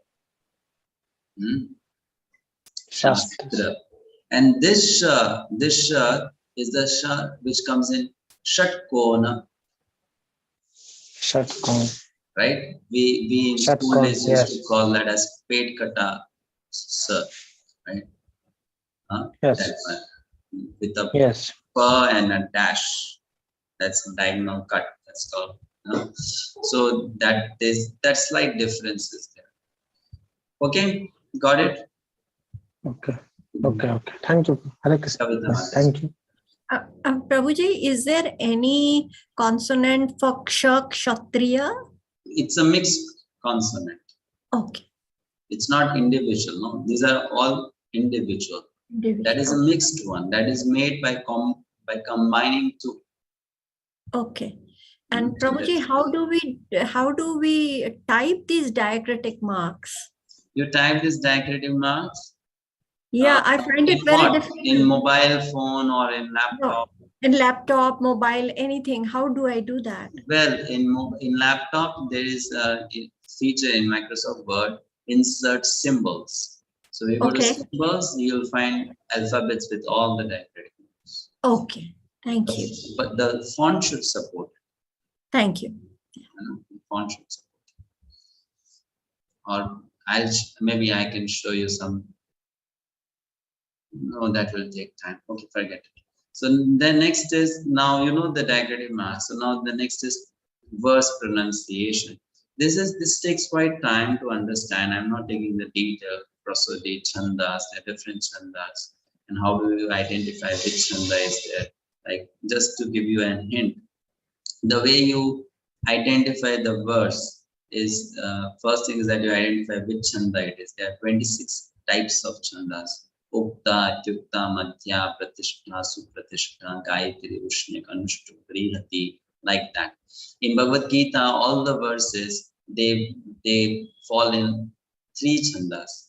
It is Anushtuk with 8 syllables, or it is 11 syllables, Trishtuk, and some of them, maybe 1 or 2, are of different variety. But most of the verses in Bhagavad-gita are of category Anushtuk Chanda. But then different scriptures may be written in different chandas. So how do you identify which verse is which chanda, all that? That is a complicated science. Takes time to understand. So we'll not go into that. That is not the purpose of this session. So we'll go over to the next thing, how to memorize a shloka. Quickly, easily how it can be done. So I'll just share that with you. That will also help anyway in pronouncing the shlokas or Sanskrit better. This is one course which I had taken last year, some sessions this year also, how to learn to memorize Gita verses. And some of you attended those sessions, some of you watched the recordings of those videos on YouTube. They're still there. Later on, I'll share the link. There are 86 verses of Gita which we have individually learned how to memorize. So I can share the playlist, whichever you want to learn, you can go through at your free time. So why is it important for us to know this? Why I'm telling you this? Because we are studying Gita Sastri, and though Gita can be studied in English language, if you want to really get a strong hold on the concepts of Gita, it's very helpful to understand Sanskrit. Because when you understand Sanskrit, then you can find links between verses very easily. How is one verse connected to the other verse? What are the connections? That connection will not be so imperative in English, but if you know the Sanskrit, you can very easily find those connections, right? So why is it important to know a verse? There can be many ways, many reasons to learn a verse. I just put down some of them. We'll quickly go through the list. It's just like an appetizer. Because one thing, when you want to memorize something, you have to really focus, concentrate. So when you spend time memorizing a shloka, then your mind is into it fully. That gives better access because you are concentrating more, right? You're concentrating a lot. Then very hidden meanings come out. Sweet meanings come out. Intricate meanings come out. The next, you can sing these verses, in your daily routine while you're doing so many household chores or doing activities. You can sing out these verses, chant them, because you have memorized them. You can always recall them, And when we go to temple, in front of the deity, in front of the Lord, we can sing this as a prayer. It's nice meditation. Then very helpful to fix our mind in thoughts of Krishna. One verse, you can have one verse going on in your mind for the whole day, actually. Thinking, what does this word mean? What does this word mean? What is the relation of this word to this word? Helps us understand the verse better, much better. Like I'll do this exercise, so you'll come to know.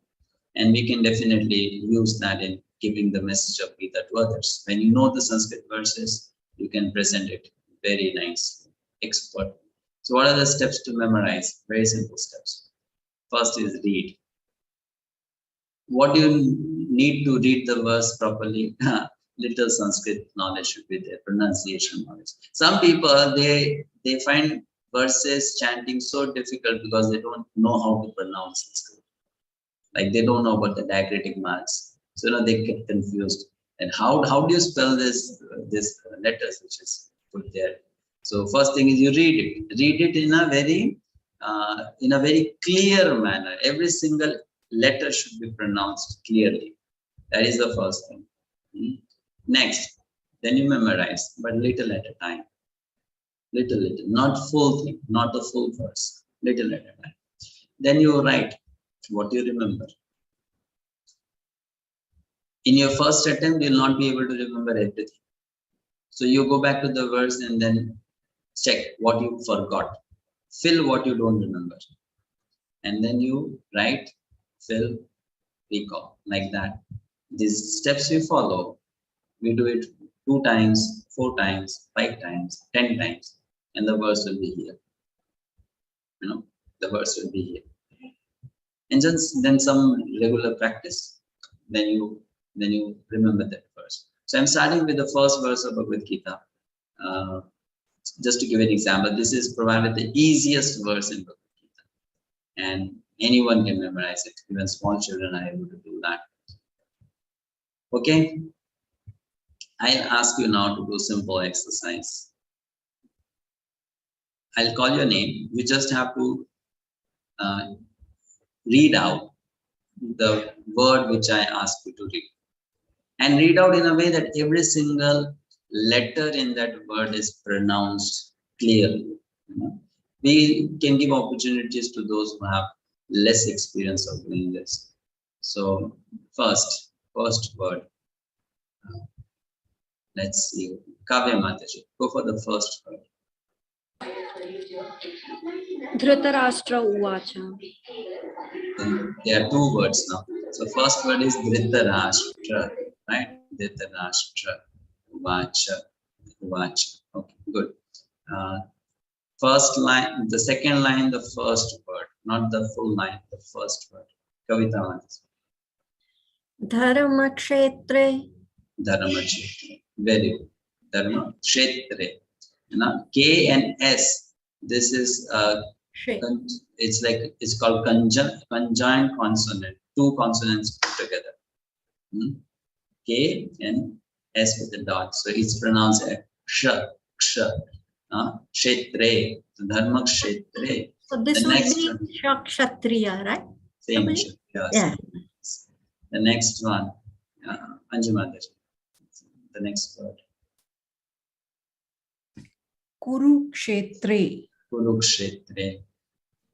Third line, first word, Guru Mayambro.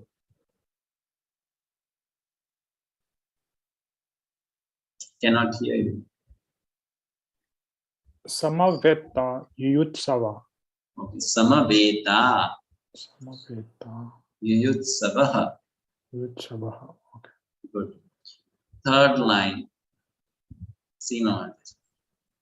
Mamakaha Pandavas. Mamakaha Pandavas. And next word also you can. Chaiva. Very good. Last line, Vasanta. Ksamakurvata Sanjaya.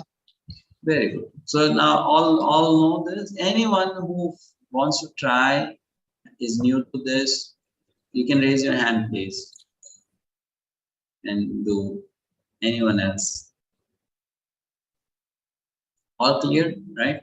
Dhritarashtra Uvacha Dharma Kshetre Kuru Kshetre Samaveta Yutsavaha Mamakaha Pandavas Chaiva Kim Akurvata Sanjaya. Dhritarashtra Uvacha, he's asking a question, right? So how now I memorize this verse? I just read these lines for a number of times. You just repeat it. When you repeat it, and you repeat it like a song in a melody, it goes and stays in your brain, in your memory, in your head. It just gets stuck there. You just have to repeat it again and again.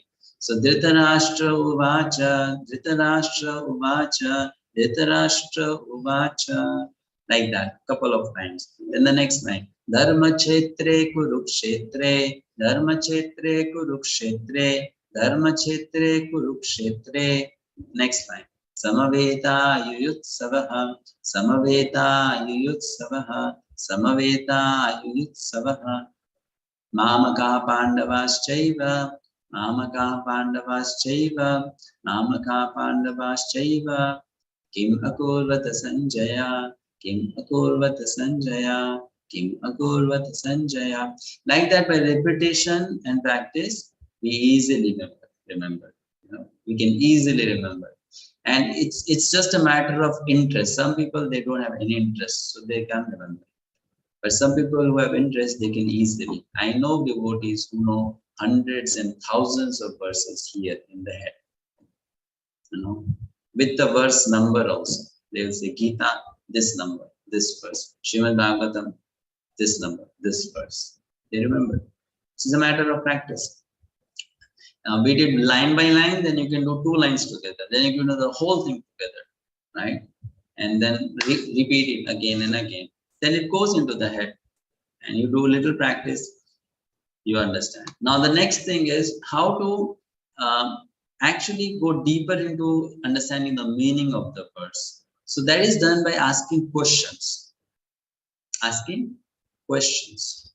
You know, to the shloka, you ask questions. You ask questions to the shloka. Then the shloka will give you answers. It will give you insights. It will give you the hidden meaning. Like here, Dhritarashtra Uvacha. I'm not going to the slides ahead. I can show you actually what we do is this.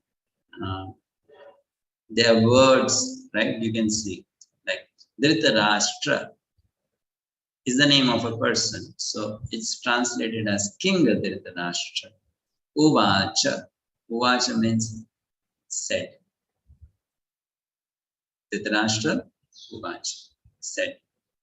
What will be the next question? What did he say? Correct? What did he say? So that is this line. Come to the next line. Dharma Chetre, in the place of pilgrimage. Place goes for Chetra, pilgrimage goes for Dharma. In the place of pilgrimage. Then a question comes to my mind. Okay, does that place have a name? It's a place. So does it have a name? Yes. The next word, Kurukshetra. That place has a name. What is the name of that place? Kurukshetra. You ask the question, the answer is there, right? But you have to ask logical questions, isn't it? Not that any question you'll ask and then the answer should be there. So in the place name Kurukshetra. Okay, so then there is a place called Kurukshetra and it's a place of dharma, pilgrimage. Now, why are you talking about that place? What is the subject matter? Read further. Samaveta. Samaveta means come together, have come together, assembled. Oh, assembled. Who has assembled? Then the next question is, isn't it? If you say people have assembled, then the next question will be who have assembled and why did they assemble? Correct? Simple. They have come together. Why did they come together? Who has come together? Next word. Yudsavaha. They have come together to fight. Come together to fight. Oh, so in a place called Kurukshetra, there are some people who came together to fight. Any more information about those people? Yes, yes. Mamakaha. Some of them are my sons. My sons are there. Anyone else? Yes. Pandavas Chaiva. The sons of my brother Pandu. They have also come. Cha means also. They have also come. So what's the problem? No problem. I want to know something. Kim means it's a question. What? Dhritarashtra is asking a question. What? What akurvata did they do? What did they do? And Dhritarashtra is asking this question to someone. That person's name is mentioned in the end, Sanjaya. Now when you study a Sanskrit verse like this, without looking at the meaning, you know the meaning. Now can anyone try telling me what does this verse mean in English? I told you the different words, their meanings. What does this verse mean in English? Now someone can try. Why do you have so many inactive participants in the session? No interest in doing anything. No question, no participation, no reading, no answering the question, nothing. Okay, Anjana. Hare Krishna Prabhuji. Are you listening to me? Or am I audible? Ji. On the battlefield of Kurukshetra, Dhritarashtra is asking to Sanjaya, "Oh Sanjaya, on the battlefield of Kurukshetra, my sons and Pandava's sons are assembled for fighting. What they are doing right now?" I'm not asking what are they doing right now. What did they do? Right? Okay. Okay. But they assemble and assemble. Okay, fine, correct. So this is when we learn a verse like this, we are able to look at the meanings very clearly, and this helps a lot. I use this technique a lot in designing the Gita Diploma course. And if you have actually done Gita Diploma course, you will find that you will not get those points if you just do a literal reading of Bhagavad-gita. You may just read the Bhagavad-gita, but those points will not come to you. Those understandings, those concepts will not come to you, because that you have to do with a different approach. You have to really dive into the scripture, the verse, the Sanskrit, analyze it, think over it, connect the dots, and then you conclude. And then you get very enriching, inspiring, fresh lessons in the scripture. So this is a science. It has to be understood and applied. Then the scripture really becomes alive for you, because you are investing your mind into it. What we are doing is investing the mind. One lady, she told me that why not read the books, why study them? So this is the reason why you study them, because when you study them, then you are able to actually fully absorb yourself and uncover so many wonderful lessons. All right, so we'll end here. Thank you so much. I don't think you have a question on this. We'll end here. See you next week. Saturday, 1 p.m. Sunday, 10 a.m. We'll start at chapter 1. So the exercise that you have to do for next week is that, and please do this exercise. I'm not reading through the whole Bhagavad-gita book here, line by line, but I expect that you already do the reading and come for the class.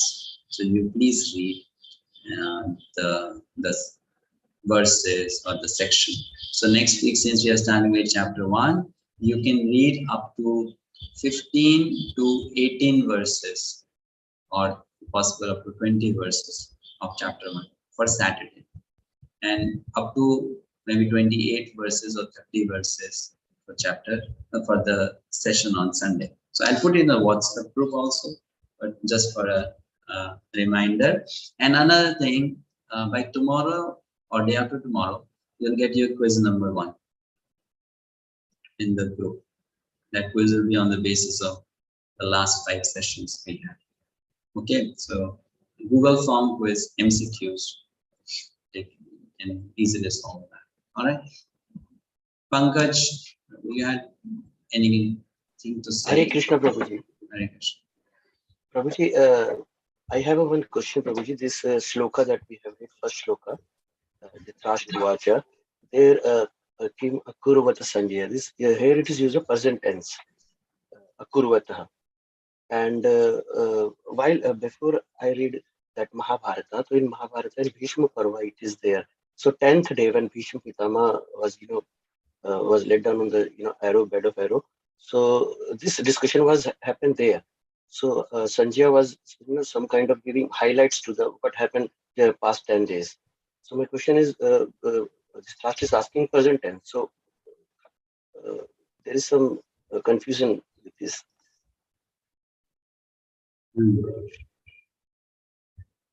Actually, okay, you have a valid question. So the thing is, what is Mahabharata saying is correct. Sanjaya was a warrior on the battlefield of Kurukshetra. He participated in the battle of Kurukshetra. And on the 10th day when Bhishma Pitama collapsed, Sanjaya went back to Hastinapur to give this information to King Dhritarashtra, because it was a pretty heavy news, that Bhishma has fallen. He has been defeated. So at that time, Dhritarashtra told Sanjay, I want to know everything from the beginning. Everything from the beginning. So that's why it starts from day one. And when it starts from day one, before that happened the conversation between Krishna and Arjuna. So Bhagavad-gita came into the picture there. So Mahabharata, if you read it chronologically, this is how the event happened. But it doesn't mean that Bhagavad-gita was spoken on the 10th day. Krishna spoke the Gita on the first day only. It was repeated by Sanjaya to Dhritarashtra on the 10th day. So it is something which happened in the past that they are referring to, right? Then Sanjaya went back to fight. He fought for day 11, day 12, day 13. Then on 13th day, Dronacharya was killed. So Sanjaya went back to Dhritarashtra and he said, Dronacharya is dead. So Dhritarashtra said, now you tell me the remaining days. So then he narrates day 11, 12, 13. Then Sanjay comes back, 14th day, 15th day. Karna is dead. Goes back. Karna is dead. Dhritarashtra said, tell me again. Tell me the whole thing. So then he narrates the 14th day, the 15th day. So in that chronology, Mahabharata gives. Yeah. Prabhuji, that question, that first shloka, Dhritarashtra Dhritarashtra asked this question on the 10th day, but it is presented in a present form, 𝗪𝗵𝗿𝗶. This is the means confusion is this. But 10th day he is asking for the present, and it starts from the Hare Krishna. Yes, he is asking. You see, I don't know now Sanskrit technicalities. If I look at the translation, then you can even look at Sanskrit dictionary online. 𝗪𝗵𝗿𝗶 is translated as executed. Sanskrit dictionary online translates 𝗪𝗵𝗿𝗶 as executed. It puts in the past tense. Okay. No, it puts in the past tense. It translates it as executed, past, did they do. And if you look at the translation of Srila Prabhupada, he also translates this as what did they do, not as what are they doing. Okay, Hare Krishna. Got it?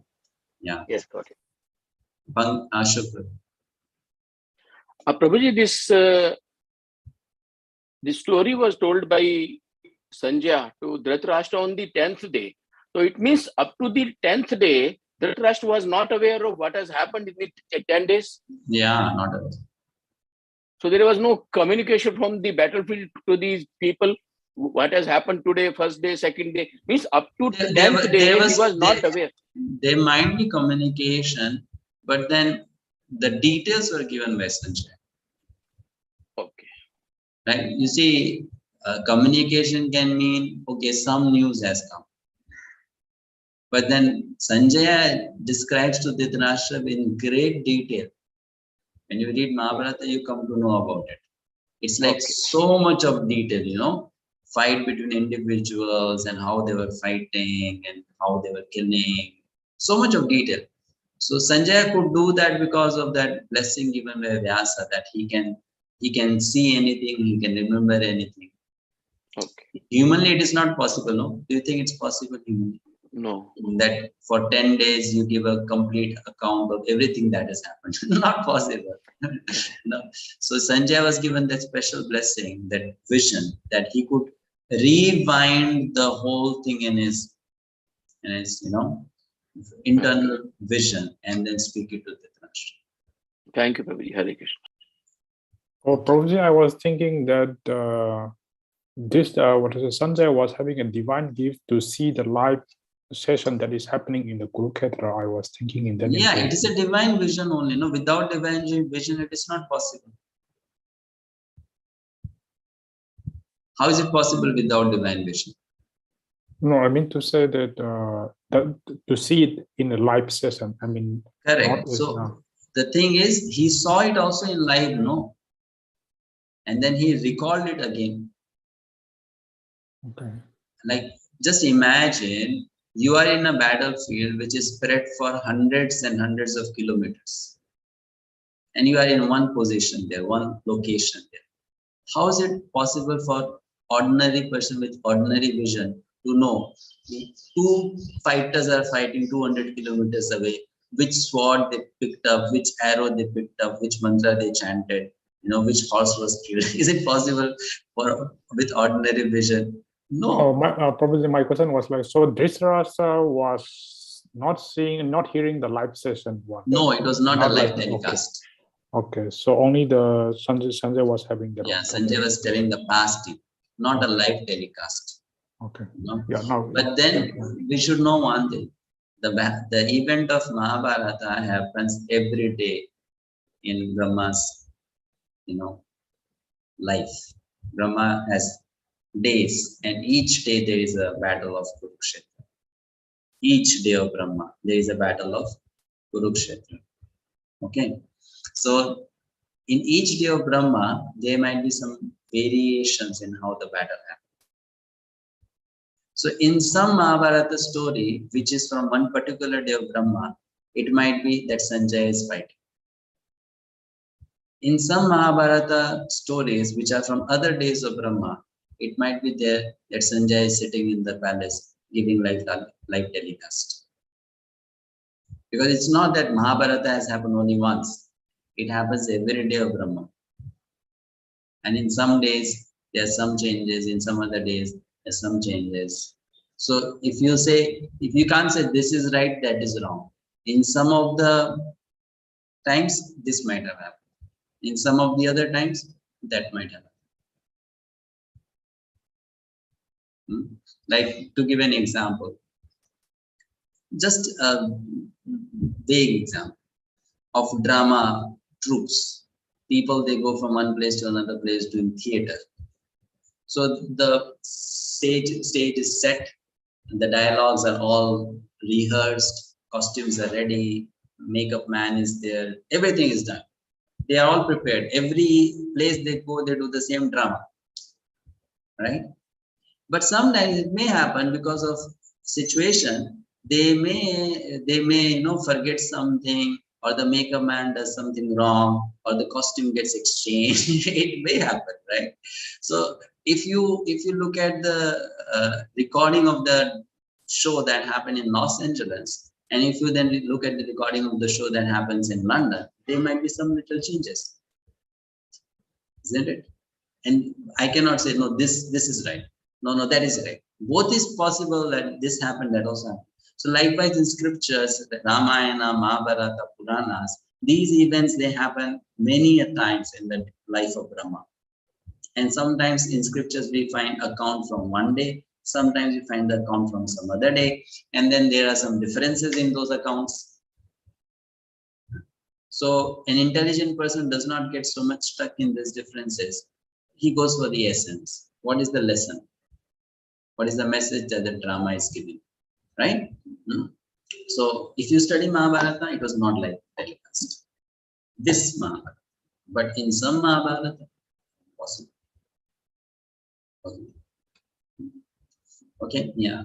Okay, I think we'll stop here. Neha Mataji, you had a question. Yes, Prabhuji. Hare Krishna, Prabhuji. This my question is about reading. Is reading? Am I audible, Prabhuji? Yeah. Is reading Vedic literature the same as reading non-Vedic literature? Same means what? Benefits. Does the human being get the same benefit? And like, I have a book named Spiritual Consciousness by 𝗪𝗶𝗹𝗹. Spiritual connection. Spiritual connections. Yes, yes. See, what is meant by Vedic literature, that has to be understood first. Any book which is written on the basis of knowledge given in the Vedas is also Vedic literature.